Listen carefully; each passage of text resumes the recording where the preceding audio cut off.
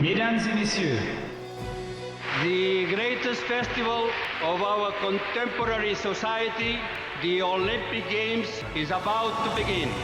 this is gonna be close. Oh! They're all completely gassed! They've given it everything on the Globalbakken! Oh, yeah! Go! Oh! Brilliant, brilliant, brilliant. But that is an Olympic championship. Ready. Hello and welcome to another episode of Keep the Flame Alive, the podcast for fans of the Olympics and Paralympics. If you love the games, we are the show for you. Each week we share stories from athletes and people behind the scenes to help you have more fun watching the games. I'm your host, Jill Jarris, joined as always by my lovely co-host, Allison Brown. Allison, hello, how are you? It's been a week. It's been a week. Oh my gosh, I hope you're in for a show. Buckle up, man. We've got a ton. We got a lot to go through, so let's get to getting it. Yes, so we have huge news this week. The Court of Arbitration for Sport announced its final decision in the doping case of Kamila Valieva from the Beijing 2022 Winter Olympics. 2026 bobsled novella has another installment. Perfect for me. We'll have all of that later on in the show, but first, we have a voicemail from listener Graham with a question about our opening theme. So since you just heard the music, I thought it would be appropriate to talk about that here. Let's hear from Graham. Hello, long time, first time. This is Graham from San Francisco. I'm listening to a backlog to get ready for Paris, and this has just been bugging me incessantly, and I've not been able to find answers anywhere. But in the intro, obviously you have all these snippets of Olympics commentary, but when they say they're all completely gassed, they've given it everything on the, and then he says something and I cannot figure out what it is and I can't figure out the context, and it has been infuriating me. But if there's any way that you can provide some context to that, I would love that, and it would make my listening experience all the better. Thanks so much. All right, so Graham, you should have called us right off the bat. You didn't have to do any research. That's why we are here, Graham. So here's the clip, just isolated in its own, so you can hear what it is. They're all completely gassed! They've given it everything on the Globalbakken! All right, so that is NBC commentator Chad Samala from the Pyeongchang 2018 cross-country skiing women's team sprint when Jessie Diggins and Keegan Randall won the historic first ever gold medal for the United States in cross-country skiing. What he is saying is they're all completely gassed. They've given it everything on the Globalbakken. Now, the Globalbakken is a nickname that the media people gave to one of the hill or some of the hills at the cross-country ski course, and they named it after Johannes Klæbo, a Norwegian cross-country skier who just dominated, and he would just kill those hills. They were like nothing to him.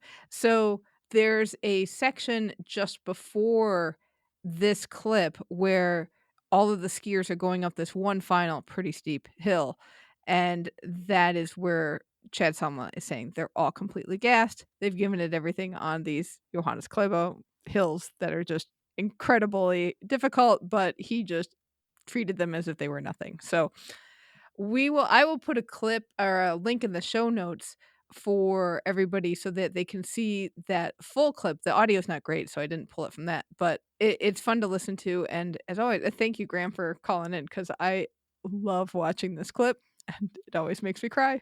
And then the next thing Chad Samala says is, "Here comes Diggins," which has also become a very famous Olympic soundbite that you'll hear a lot.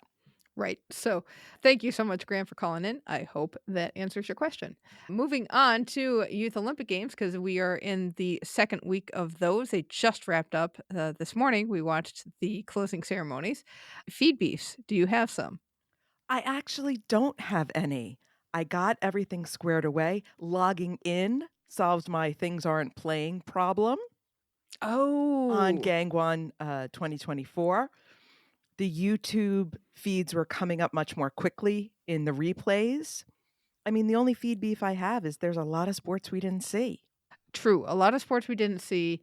My feed beef would be because I don't subscribe to YouTube TV. They would put ads in at the most inopportune times, because I think they're putting in ads just by time code of what's going on. So somebody would be in an approach to a jump at figure skating, and then all of a sudden we'd get an ad, and then you'd go right back to what happened next in the program. So that's a problem, but that's just because I'm not subscribed to them. So not too bad. Yeah, we aren't seeing everything. I still have a hard time finding stuff to see. I got way behind because I was in Canada this past weekend at a friend's curling party. So I did not get to watch all weekend and was just behind. But anyway, not too bad. What it for a Youth Olympic Games, they did put a lot of coverage out there. They I will did. say that. And it was pretty good quality of coverage, and the announcing, except for figure skating, and we'll get to that, was very good, very knowledgeable, very informative. So I was pleased with that as well. Volunteer or officiating job you would want? Oh, I got 2. And I got them both from the montage video of the closing ceremony. So during these games, there was a lot of snow, a lot of bad weather. There was someone who went and wiped off all the outdoor seating to dry it off. And that would be so satisfying. And then the second job I found, also from the video, was, and we saw these in Beijing, the volunteers who guided people, but they had like airport lights. Oh, right. I want one of those little lights and just point and where you're supposed to go. That would make me so happy. So a rag and a light is all I need, apparently. Well, I wouldn't mind being a Mongchu handler. That's always a fun job. The one that really struck me was the volunteers who got selected to go on stage during the closing ceremonies and who also seemed to be the ones who got to turn the flame off. So that we'll get to that too, but that would be a fun job to be picked for. All right. Let's get right to it because we got a lot of show today. Shuklistanis were in Gangwon. They were. So Jason Turdeman was the coach for the U.S. monobob team. Aww. He's got lots of great pictures on his Instagram account.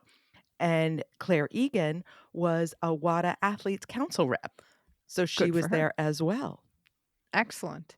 I just, it struck me in the last couple of days, we haven't seen Russia or Belarus here. And nobody's said anything about this. Nothing.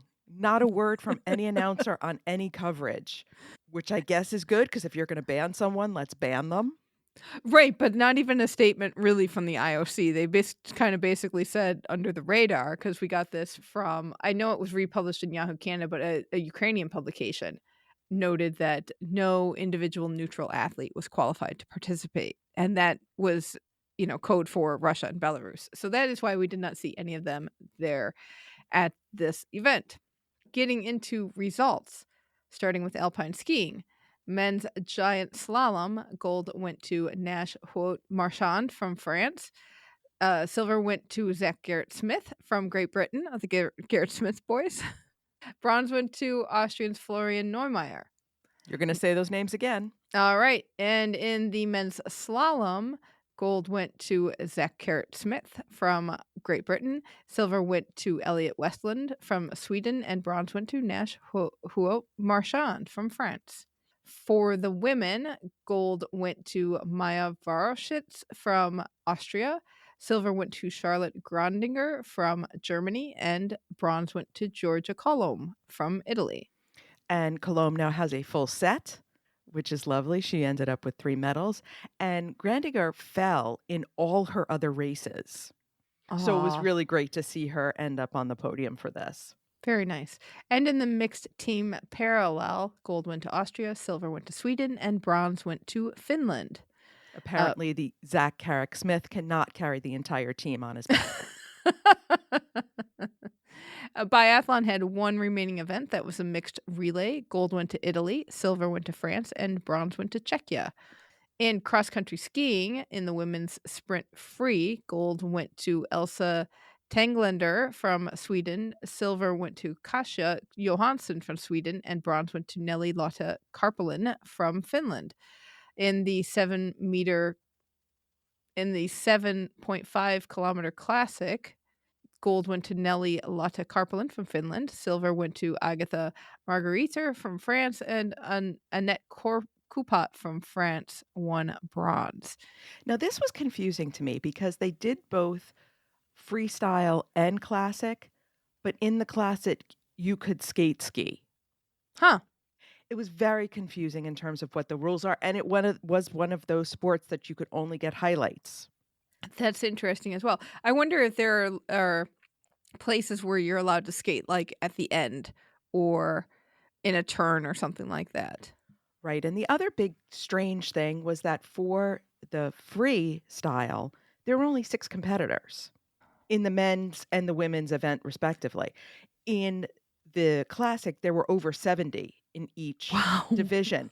Wow. So this whole event, and with no coverage, was very confusing as to why this was done this way. Gotcha. That's reminiscent of everybody from all of the small countries who try to get into cross-country skiing at the Winter Olympics, so that start list is huge for those 2 races, and then the rest ones are smaller, but I wonder if that's just how it goes. That's the race that's easiest to qualify for if you want to try to get into the Winter Games.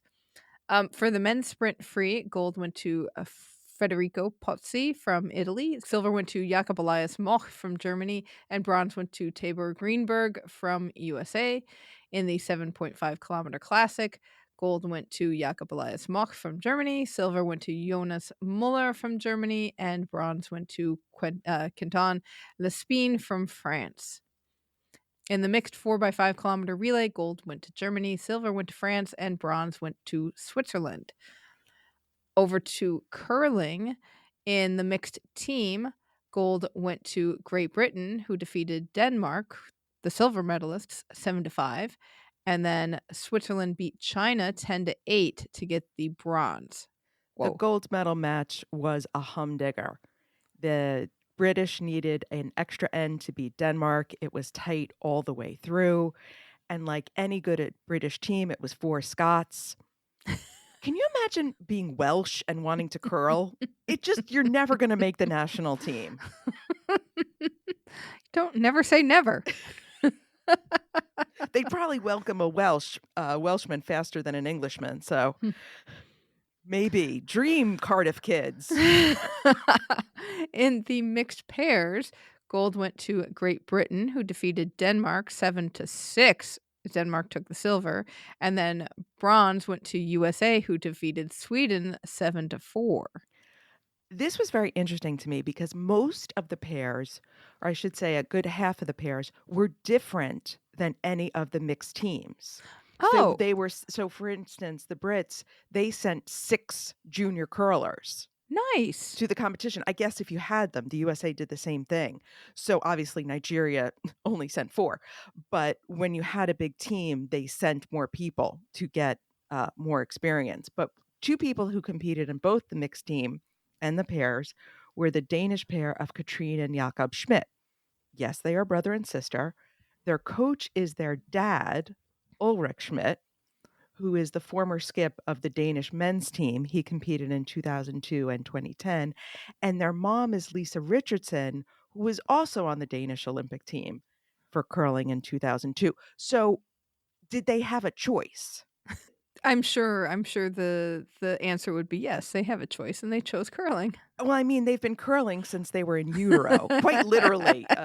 They show Lisa pregnant with the kids on some short shots. You can get those because, of course, they were talking about this. But there were a lot of parent coaches in curling. Interesting. Which, on the one hand, is nice because then obviously they're doing it together as a family, but that can cause all kinds of things. Mm-hmm. It can. That relationship can be tough. It can be good, but it also can be tough. But nice to see that. We'll be looking for them at the. I'm with all of these close matches on the curling in the next couple of Winter Olympics is going to be super exciting. And for the Brits, Eva Muirhead retired. Mm-hmm. So that whole team is going to be reconfigured. So we may see some of these very young girls coming up to the national team, which would be great. Moving on to figure skating, we had the pairs competition. Gold went to Annika Benke and Cole Sav from Canada. Silver went to Kayla Smith and Jared McPike from USA. And bronze went to Carolina Sean Campillo and Pau Vieja from Spain. Oh, dear Lord, this figure skating competition. I was wondering what you were going to say about it. Okay, well, let's start with it's supposed to be a junior competition. Mm-hmm. That's questionable because you had a lot of people who are barely at the junior level. The pairs competition had 4 pairs. That's it. Oh, that's not So, good. right. You're not even getting, World Junior Grand Prix level of competition, at least in the pairs. Dance, women's, much better. Men's, what you would expect at a junior level. But you are not getting really high level juniors coming to this. And I don't know if that will change with the new age requirements that the FIG has put in. They're raising the age for international competition. The problem is that countries like the US and Canada are not raising their age for seniors. So the Oh, US championships, for instance, were also on last week. You still had 14 and 15-year-olds competing at the senior level. interesting. So are they going to send those very young seniors to some of these junior level international competitions? My guess would be no. And I wondered Right. who would go to this because US National Figure Skating Championships were also this past weekend. Right. And worlds are not that far away. Europeans were only about 2 weeks ago. The Four Continents is coming up. So a lot of the high level juniors are not going to this. And in the pairs, it really, really showed. Oh, well, we'll get to the announcing when we get to the women. I will let you know that I was only able to watch the team competition, and I will say, like, when I watched it in stages, I didn't watch it live, and I flipped on and I saw 2 pairs, and I'm like, "Oh, I missed the other pairs." Not No, you realize didn't. not realizing that the whole competition or the whole sport had very little pairs competition. That was something, I will say that. For the men's singles, gold went to Kim Hyung-yum from Korea, silver went to Adam Hagara from Slovakia, and bronze went to Lee Yan Hao from New Zealand. Go Silver Ferns. That's right. Ice dance, gold went to the French pair. No, I'm not surprised. France They were with very their good. tradition of ice dancing. Amber Perrier Gianciani and Samuel Blanc Klopperman. Silver went to the US, Olivia Ilian and Dylan Kane. Bronze went to Ashley Slatter and Atal Ange Perez from Great Britain. This is where you saw the widest variety in skill levels because some of the pairs, Olivia Illen and Dylan Kane, were 14 and 15 years old. And poor Dylan has not had a growth spurt yet. He looks so much younger than he is. And then also the Italians were 14 years old and they looked like children. And then the Mhm. other pairs are 16 and 17 and they look, especially the French pair, they're a very high level junior. They look like adults. So there's that wide gap. Right, and I noticed that in the French or in the team competition with the French team, this looked like the stepping stone for them to go up to the senior level. And that's one of the moments where I thought, "Oh, the Youth Olympic Games is a nice place because it is a stepping stone or it is the pinnacle of your juniors competition." But like you said, not consistent for many of the skaters. And lots of fall and twizzles. Oh boy. In the women's competition, gold went to Shimada Mao from Japan, silver went to Shinjiya from Korea, and bronze went to Takagi from Japan. So first you have a lot of women competing, again, a very wide variety, but then the Korean and the Japanese skaters come on. And it's like we started a new competition. But the funny thing is with the Japanese skaters, these are like the 3rd and 4th highest ranking junior in Japan.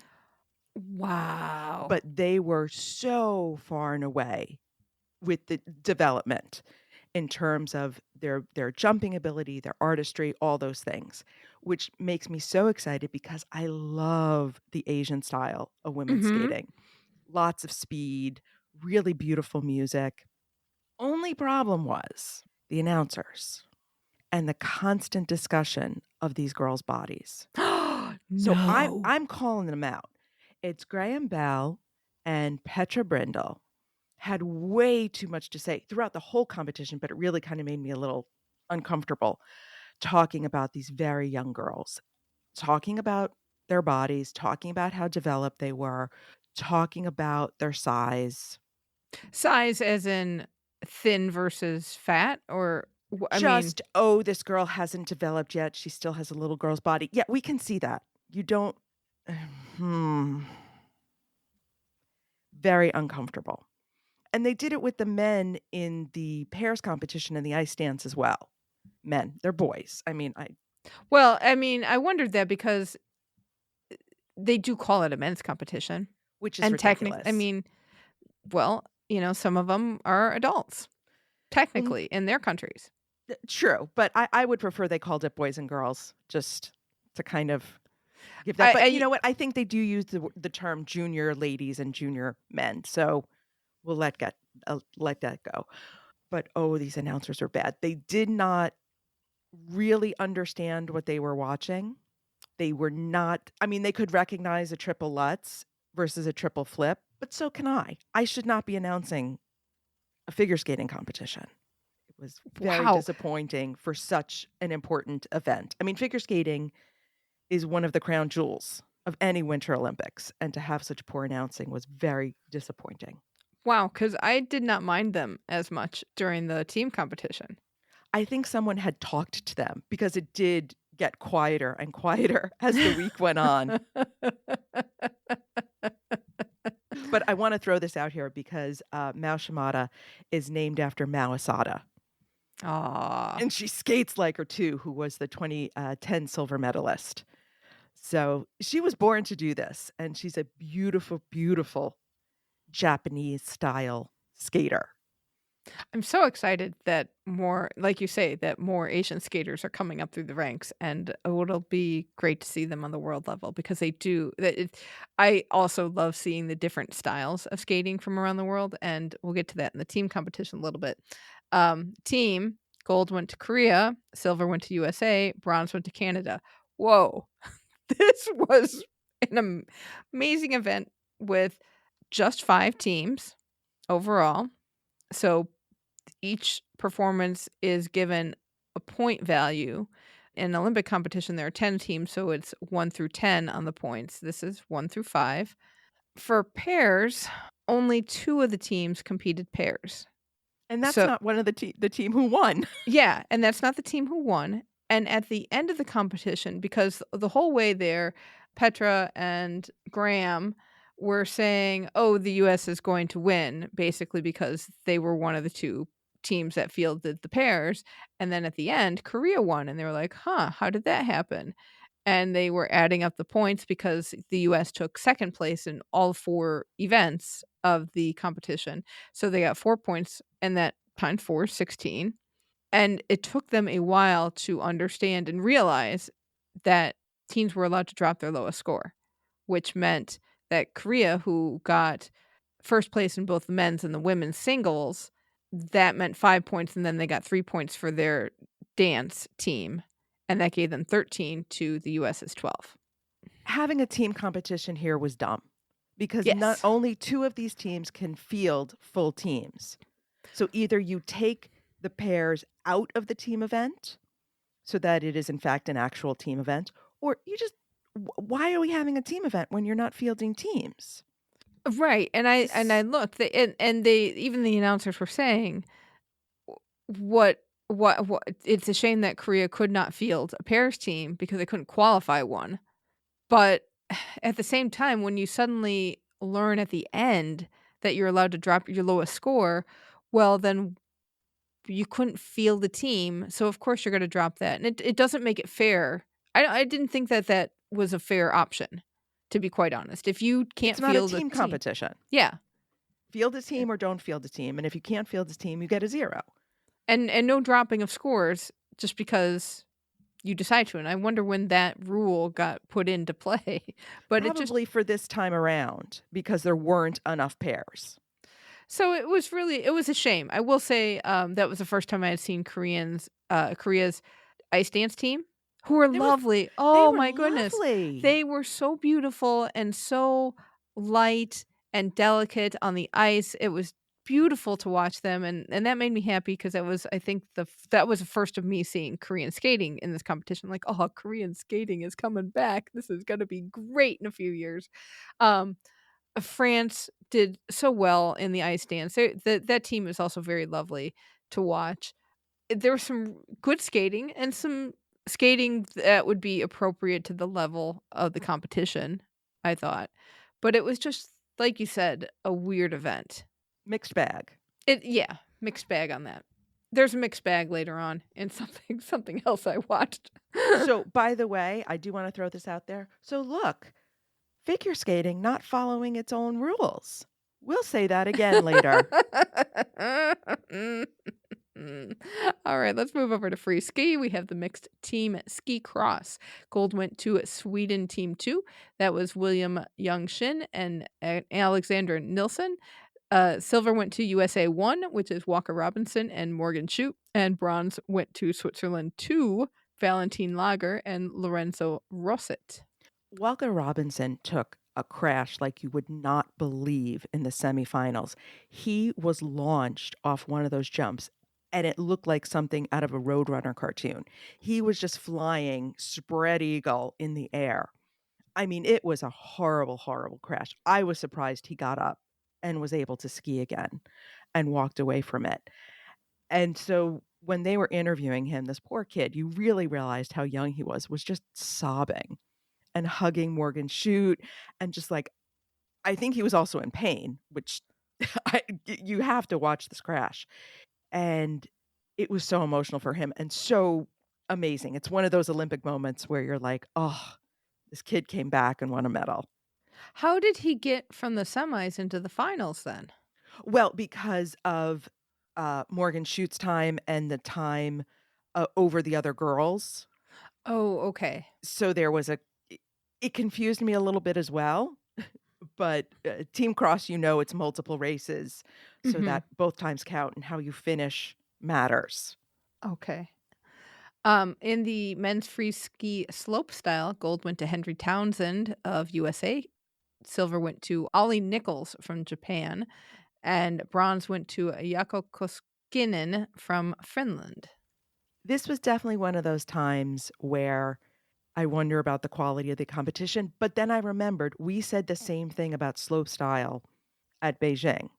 People fall left and right. And the one thing I don't like about a lot of these free ski and big air and this sort of newer events is it seems like a lot of luck. It seems like who can have one good run. Oh, interesting. And that the consistency is not the key because they don't add up points. You just take the best of the multiple runs. So this is a problem for me for the whole event. Which is interesting. It's just like, well, we know you're going to crash a few times. So let's just take if you get down once in 3 times, that'll do it. I wonder how big the course is because I remember at Beijing looking at the slopestyle course and just marveling at how huge these jumps were and how high up the course was. I wonder if they scale it back for a youth Olympics for a more junior level. It's a little scaled down, especially when you've got people who are physically smaller and haven't gotten to their full size yet. Well, most of these kids were in the 16, 17 because these were the junior world championship people. Okay. So this is definitely one of those sports where they have a junior World Cup circuit. So going back to what I was saying was Henry Townsend finished 48th at the World Junior Championships and then ended up winning here because he had a bad day. Charlie Beattie, who's the world champion, didn't even have a clean run in the finals. Wow. So that just seems odd to me in this sport. Okay. Well, I think it's something that we watch. We don't necessarily pay a ton of attention to slopestyle, so maybe that's something to watch for 2026. In the women's free ski slopestyle, gold went to Flora Tabanelli from Italy, silver went to Han Linshan from China, and bronze went to Muriel Moore from Germany. Now, this was something that I originally complained about, but then changed my mind.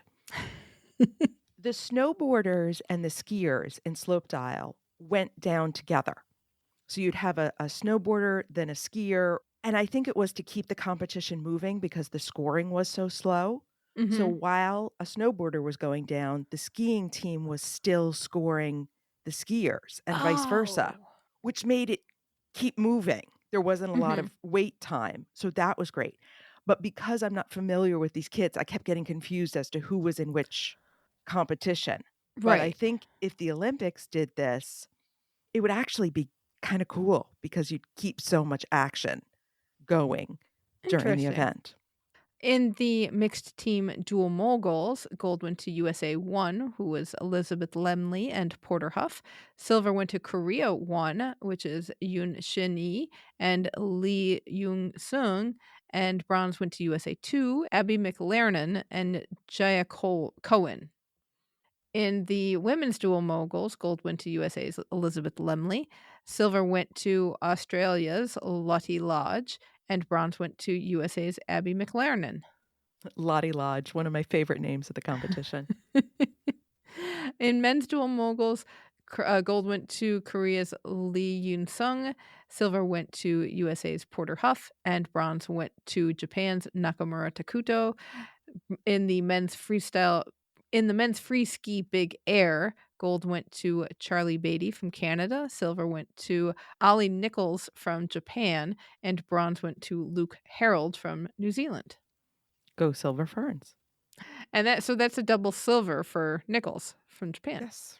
In the women's free ski big air, gold went to Flora Tabanelli from Italy, silver went to Daisy Thomas from Australia, and bronze went to Muriel Moore from Germany. Made a big deal out of the double gold for Tabanelli because of, obviously, Milano Cortina coming up very soon.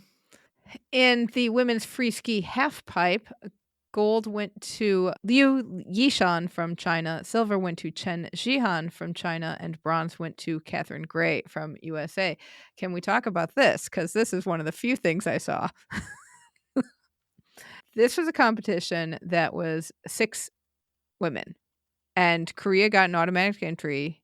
And I won't mention the athlete's name because this poor girl, I would have thought there would have been a little more inspiration from Pyeongchang and getting more skiers onto the halfpipe. That happened in one of the other competitions that I saw where that was the case for some of the men who were inspired by the Olympics being on home soil.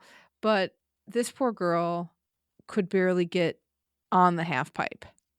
She got in and she was reminiscent of your favorite Hungarian from Pyeongchang who just wanted to be an Olympian and just went up and down the sides and did no tricks. And the poor commentators were saying, well, this is the qualifications and all 6 are going through. So maybe she's just saving something for the finals.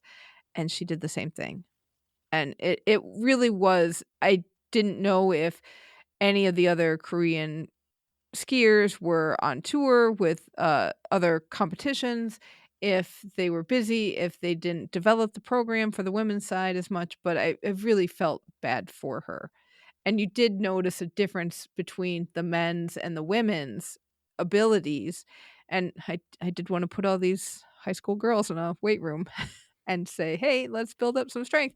But I will say the 2 Chinese women were phenomenal. You could really see the effort that China had put into winter sports for Beijing 22 play out here. They were really, really good. In the men's free ski halfpipe, gold went to Luke Harold from New Zealand, silver went to Finley Melville Ives from New Zealand, and bronze went to Alain Bornet from Switzerland. Oh, come on. Go Silver Ferns here. Hockey, 3-on-3. Men, gold went to Latvia. They defeated Denmark 10-3. So silver went to Denmark. Bronze went to Kazakhstan, who defeated Austria 6-5. And Latvia was undefeated through the tournament. Wow. Nice. On the women's side, Gold went to Hungary. They defeated Korea, who got the silver. The score on that game was 10-2. And then bronze went to China, who defeated Italy 8-7. That was a match. China won in a shootout. They don't have overtime in 3-on-3. So it was tied at regulation. They did the shootout. China came away with it. But Wow. again, nice to see the Italian women developing for Milan. You've got some young girls really coming through with some nice skating. Nice. In the hockey 6 competition, this is under 16 teams. We found out, we complained last week that Team USA did not field women's hockey. Well, National Olympic Committees were only allowed to send one gender and one team total. So if you sent for the hockey 6s, you couldn't send for the 3-on-3 tournament. So the highest ranked country could choose, do they want to be in the 6 tournament? And if so, then they chose the gender that went. So USA topped the rankings. They chose to send their men's team, so the women did not get to participate.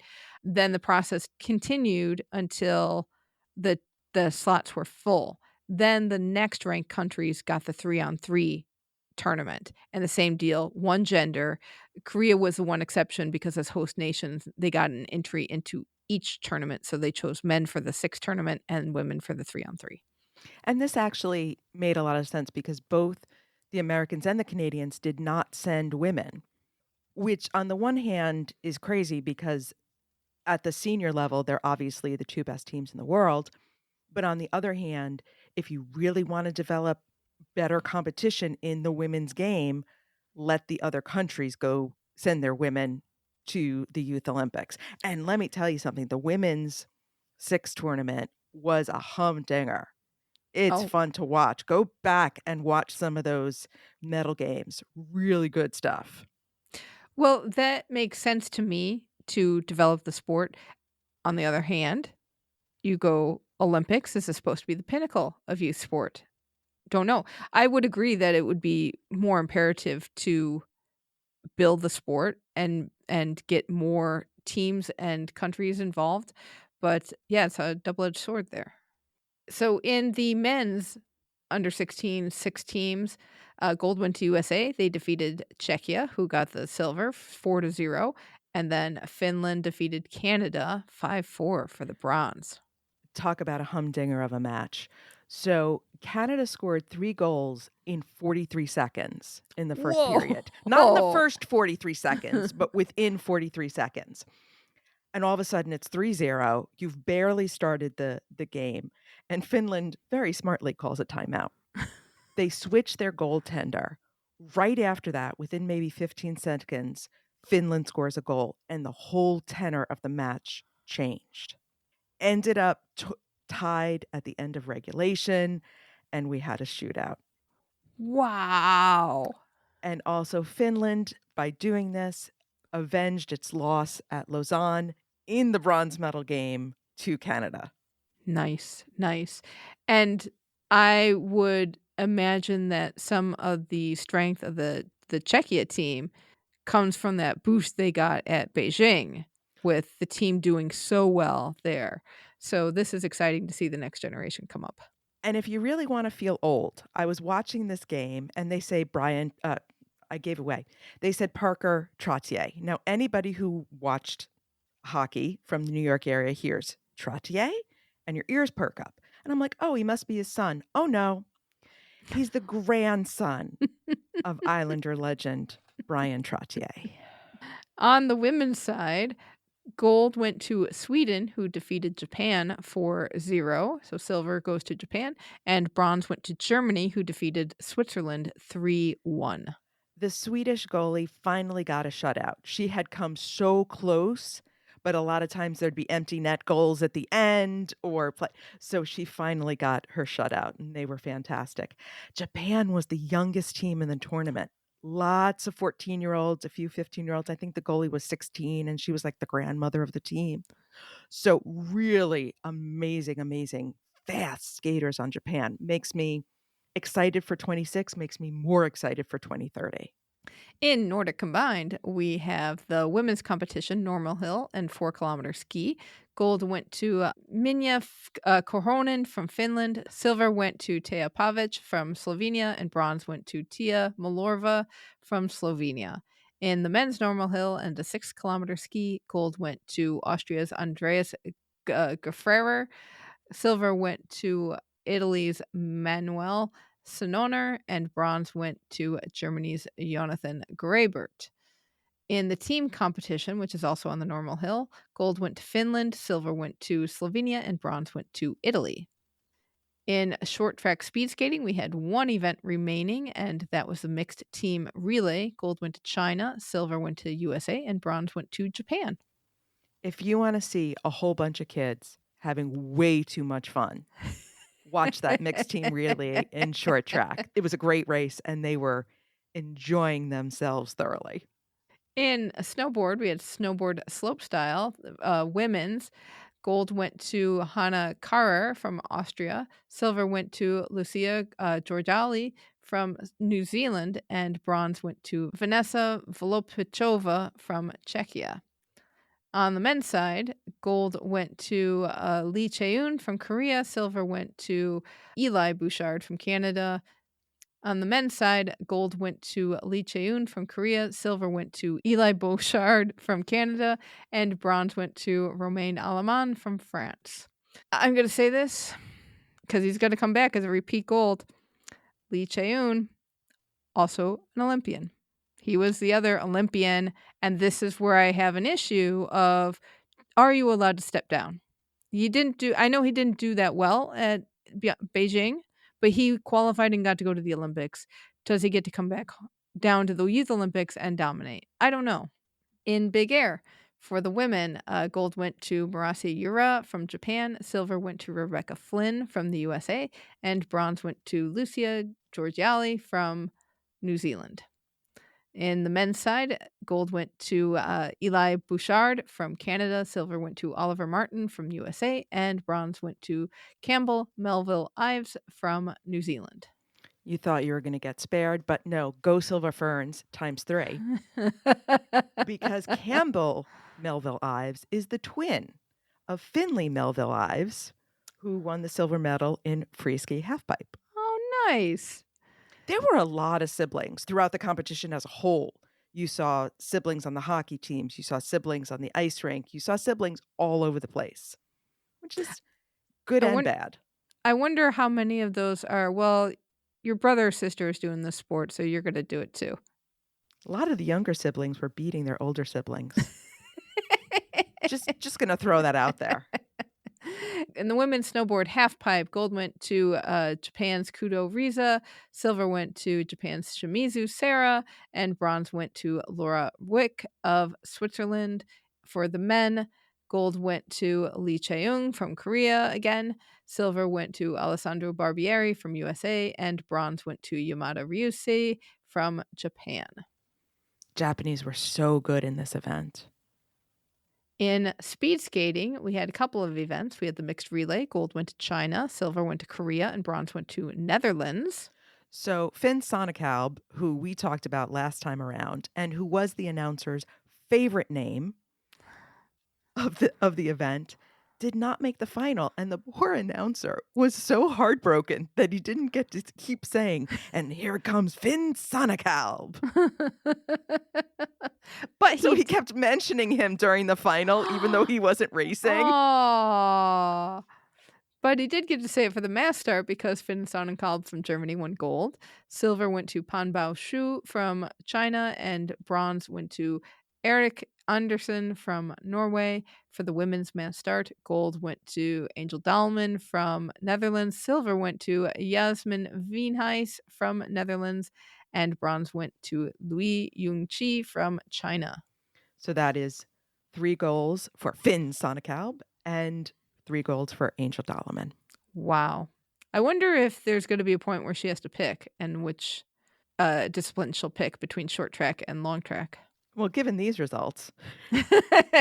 But on the flip side, we know being a long track skater in the Netherlands that's a rough road to go. Mm-hmm. we'll be on the lookout for her. Closing ceremony. Finn Sonnekalb. Closing ceremony. Wow. I woke up at 5:45 for this. And it was over by 6:30. It didn't start till 6. It was over so fast. It really looked like they just ran out of money. This was so not up to scale. No, and I wondered if that was a Youth Olympic thing, that we just make this really low key. It was outside in the snow. They had a stage. All the athletes were there in front of the stage. Very fast flag parade for the Parade of Nations. No announcing of names. They just came out, walked across the stage and down and through the athlete groups. Did you notice T-Bach was hanging out with the Ukrainians? Oh, I didn't notice. I noticed he was in the crowd and he had his beanie pulled very low. No, I believe T-Bach he was chilly. Yeah, he was. I believe he was with the Ukrainian delegation for that. They had a little video called #highlights.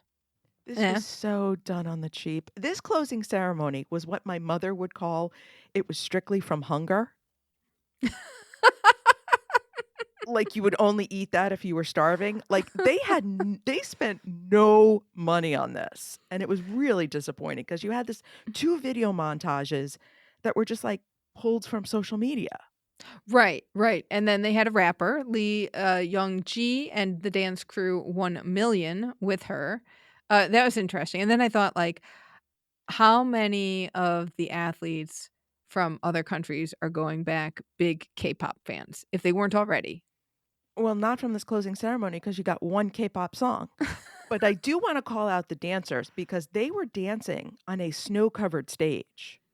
They did not, there was no volunteer who was given the assignment to blow off the stage. So I was very concerned, but those kids pulled it out. They did a great job. Did the volunteer thank you took maybe almost longer than anything else. They brought out select volunteers, about 6 of them, and then 6 athletes came out and gave them flowers as representatives of all of the volunteers. And it was very sweet because the athletes were just hugging and saying thank you, and it was really nice. And I did love the volunteer montage that they showed Always. because it made me miss all of the Beijing volunteers very much. And then the announcers did this commentary about how the athletes get attached to their volunteers, and it made me think of Leah. It did. Our right? hockey venue volunteer, and it made me think of all of our kids. So yeah, you do get very attached to all of them. Sang the Olympic anthem as the flag got taken down. This was a youth choir. They were teenagers, so I was impressed again that we are keeping the theme of having people the competitors' own age do the main roles here. Very short speeches from Choi Jung-gu, the organizer of the Olympic Games, and T-Bach, who did make some noise for our Korean host. It's always fun when he tries to be hip. He wants to be down with the kids these days. Right. And then he's like, enjoy the party. See you soon at another Olympic event. Basically, like, we don't know what's happening next, guys, for you, but good luck. And what's happening next for the Youth Olympic Games. Because other than 2026, we have no host names. We have no dates put out. So could this be the last Winter Youth? It's possible. Then they extinguished the digital cauldron that had been out in the plaza, and did that with the help of Mungcho and volunteers who had snow, quote unquote snow, that they flung at the digital screen. And the fire would not go out. Whoever was running the screen was not getting it to the point where it was supposed to go out. I'm sure it was timed. Mm-hmm. And so it was supposed to go out. But you could hear the announcers being like, well, I'll just keep talking because the flame is not extinguishing. It was sort of like that time where the one ring didn't light up. Oh, was right. Pyeongchang, where it stayed in its old formation. So you could just hear everybody. There was somebody in a booth somewhere screaming in Korean, turn off that beep, beep, beep, beep flame. So it eventually turned off, and they did have on the digital screen, they had snow. So I got the point that the snow was supposed to come from the hands into the screen and fall down, and the flame eventually at some point died out. So very quick, very surprisingly quick and understated closing ceremony, but hopefully the kids had fun. And I found a new K-pop fan. There you go. Final medal table. USA, if you're going by total number of medals, USA topped it with 21. Germany was second with 20, Italy 18, along with France and China, and then host nation Korea had 17 total. If you looked at the number of gold medals, Italy had 11 to Germany's 9. France and Korea had 7, China had 6, and the USA got 5. So this was the best showing for a host nation at the Youth Olympic Games. You know Italy was excited about this because they're obviously dumping money into junior sports to get these kids ready for 26. A total of 5 countries won their first ever Winter Youth Olympics medal. That would be Brazil, Denmark, Thailand, Tunisia, and Turkey. So Denmark won several. Good. So It'll nice be job. interesting to see how that plays out in future Olympics as well. So that was the Youth Olympic Games coverage. Goodbye, Mungcho. Koreans know how to do a mascot, man. They do. They do. And so on to other news, because there's a ton of other news that's going on in the world of the Olympics.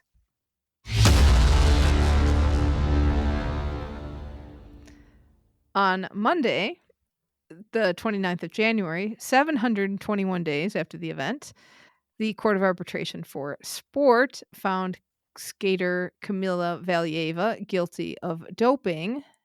This affects the Beijing 2022 figure skating competition, specifically the team. They gave her a 4-year ban, effective starting December 25, 2021, which was tied to the original incident in which she doped. And if you remember this was at the Russian Championships. Yes. That she had a positive test, except for the test sample was not tested and the results were not available until after the team competition at Beijing 2022. So it was a huge, huge uproar of Kerfuffle? yes. Should she be continue to skate? What is the punishment?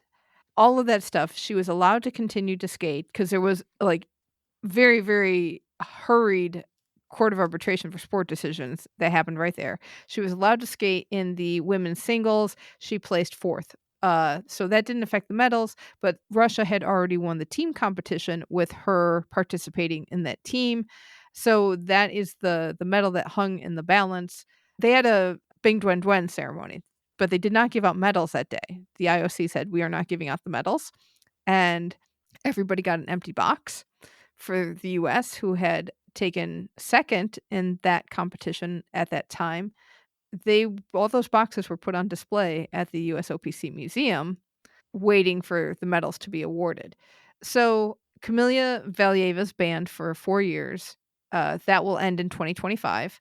All of her competitive results from that date onward were disqualifications with all of the resulting consequences. So she would have to forfeit awards, any profits, prizes, and appearance money that she got.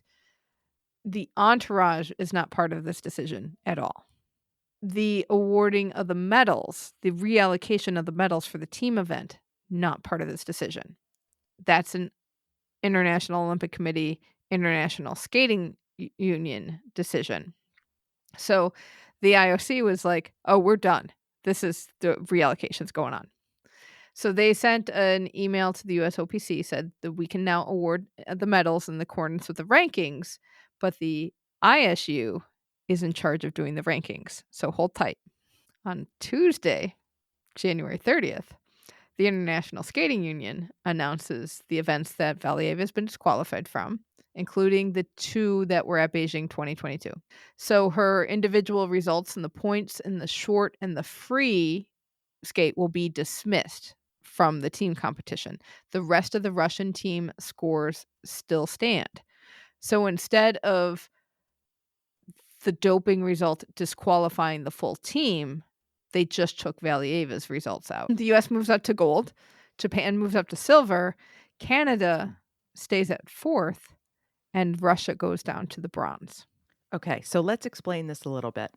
In a team event, you don't get your score as your points. You get a ranking score.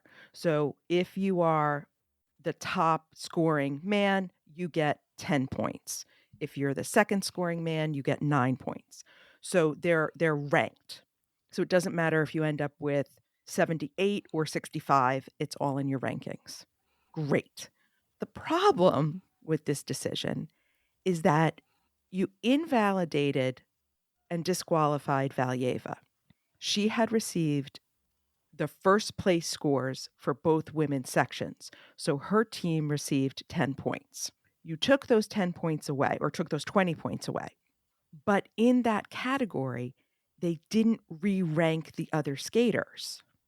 So everybody who skated in the women's program should have gotten 1, if they only skated the short program, or 2 more points, so that the person who finished second should have been moved up to first. The ISU didn't do that. So because Canada didn't get those 2 extra points that they should have, they're still in fourth place. And the rule that ISU uses for this is their rule 11.2.3 on consequences to teams. So if one skater on a team has been found guilty of doping during an event, but none of the other members on the team had anything to do with it, just the guilty skater's result is dismissed and the rest of the team scores stand. So a one bad apple doesn't spoil the whole bunch thing. That's why the rest of them got to keep their scores. And but that, to me, seems the way to do it, because why should the entire team be disqualified? Right. The ISU just decided not to reallocate points and said, oh, well, Valieva didn't compete. We only have 9 skaters. They're going to get 1 through 9. So this whole episode is not quite over yet, I think. Canada, of course, is not happy. Appealing the decision. Mm-hmm. Russia is not happy. They say CAS is not objective and impartial. They're doing this whole very victim thing where this is all politics. Everyone is blaming us for nothing. That's why was Valieva's December 21 doping test held up so long? Hey, Russia, how about you answer that? You might have been in charge of that. They plan to appeal the medal reallocation decision to CAS. They will also likely appeal the Kamila Valieva doping situation to the Swiss Federal Supreme Court. And that would be the very final say if the Supreme Court takes it up. But it is quite unlikely that anything's going to happen that would take away the US's gold medal. They're the champions now. I think the US and Japan are set. I think we know where they're going to end up falling. However, because now we still have this bronze controversy, we're still not going to get a medal ceremony. Well, that's going to be a little different because you don't have to have a medal ceremony together. The USOPC had a conference call that I sat on, and this call was with USOPC CEO Sarah Hirschland and also Madison Chalk and Evan Bates. The ice dance team was also on the call, and they're the only members of the team that are still competing on the international circuit right now. They don't know when they'll get the medals. They don't have to have a ceremony of all the teams together. It can be independent of the other teams. Chalk and Bates said, of course, they would love to have a ceremony at Paris 2024 so they could have more of an Olympic moment. They'd love to have the full-on podium there, which would also be very nice. Chalk and Bates also alluded to missing out on that Olympic moment, but they also said that Beijing was really weird because of the COVID element, and they were just happy to be able to compete.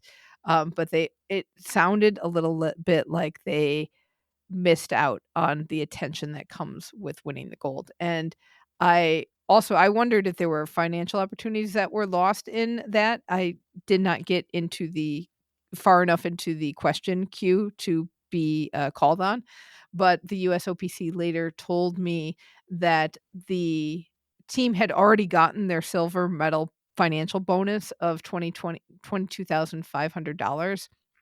They will now get the additional $15,000 to bump them up to the $37,000 mark that the gold medal winners get. That allocation is also in process right now. Last thing I want to mention on this, if you noticed, her Valieva's ban ends December 25th, 2025. You know what that means? Will she be in for 2026? Will any Russian skaters be in for 2026? But, who knows we're still in that mode. So we thought we would be done with this mess. But no, somehow the ISU managed to make it worse. You didn't think it could get worse. And somehow they did it.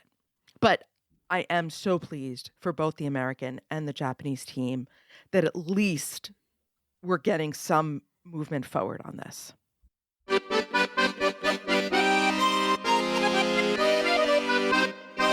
Oh, mon Dieu. Oh, let's move on to happier news. Paris 2024 announced that there are more tickets coming. There will be several ticket drops leading up to the games. They're going to be kind of semi-surprise drops. They'll be announced just a few days ahead of time. So if you are looking for tickets, there will be opportunities. First drop will be on February 8th, the same day the medal design is announced.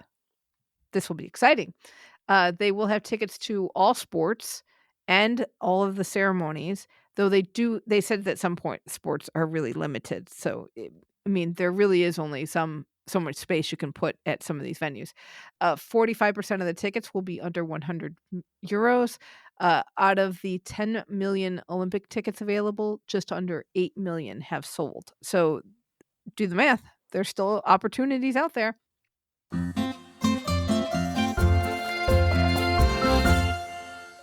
Buongiorno. Oh, Italy. I cannot believe you actually did this. The Associated Press reported that the Milan Cortina board approves a proposal to rebuild the Cortina bobsled track. But they will also have a plan B in mind.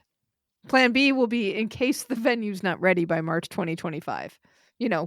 Less than a year before you have to have it. So their plans kind of hinge on signing a contract with Impresa Pizzarotti and Company, which has offered the construction company that's going to hopefully rebuild the Cortina track. It's going to cost 81.6 million euros. That's $89 million. And Milan Cortina Organizing Committee has said, this would revive Cortina's long tradition in these sports and help future generations. The IOC still thinks that you should do it in another country because you don't have a venue and we've run out of time.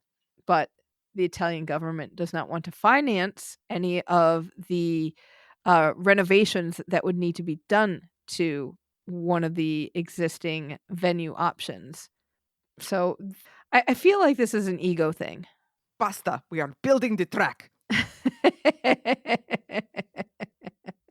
We'll see what happens. This is how the AP story ends. The Milan Cortina Committee added, it realizes that under no circumstances can the new track be certified after March 2025. I think that is a warning sign to all of us. I believe they know a guy. They're going to make this work. I do not think this novella is over. Oh, no. No. No, Finny. Welcome to Shuklistan.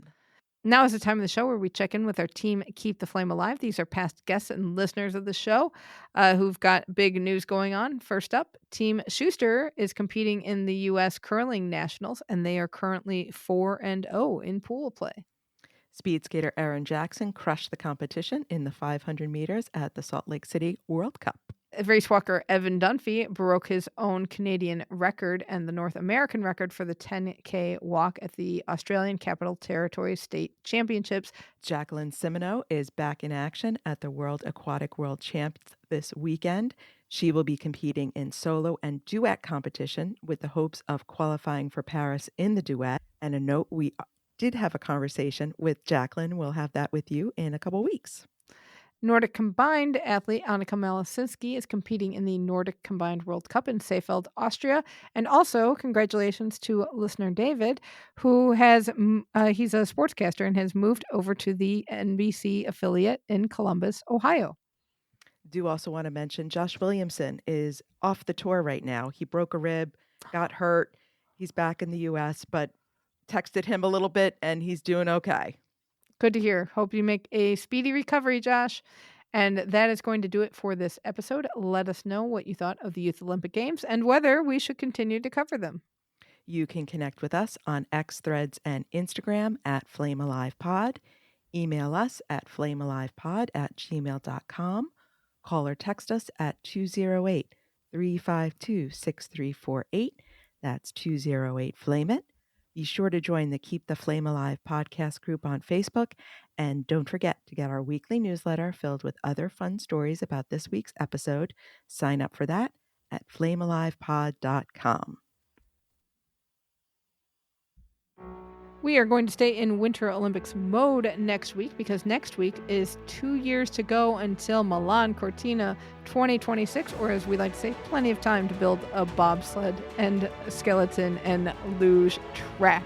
So to celebrate that event, we talk with Australian bobsledder Bree Walker, and she tells us all about monobob. So be sure to tune in for that.